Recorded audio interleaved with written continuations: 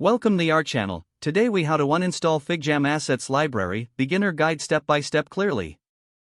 To begin uninstalling the FigJam Assets Library, first, open your FigJam file. Locate the Assets panel on the right side of your screen. Click on the Assets panel to expand it. Next, find the library you wish to uninstall.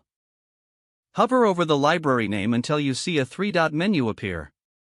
Click on the three-dot menu for additional options. Select the option to remove library from the drop-down list. A confirmation prompt may appear to confirm the removal. If prompted, click Confirm to proceed with uninstalling the library. Once the library is removed, check the Assets panel to ensure it is no longer listed. This will complete the uninstallation process of the FigJam Assets Library. If the page does not load, refresh the browser or try again in a private or incognito window.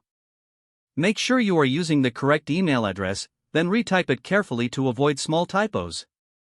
If your password is not accepted, use the reset option and create a new strong password you can remember. Check your spam folder for verification or security emails, then complete any requested confirmation steps.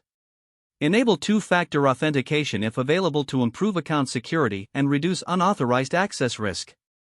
After signing in, review your profile details so your contact information and settings are accurate and current. If you see an error message, note it down and try again after restarting your device and internet connection. Log out when you finish, especially on shared devices, to keep your account and payment information secure. If the page does not load, refresh the browser or try again in a private or incognito window. Make sure you are using the correct email address, then retype it carefully to avoid small typos. If your password is not accepted, use the reset option and create a new strong password you can remember. Check your spam folder for verification or security emails, then complete any requested confirmation steps. Enable two-factor authentication if available to improve account security and reduce unauthorized access risk.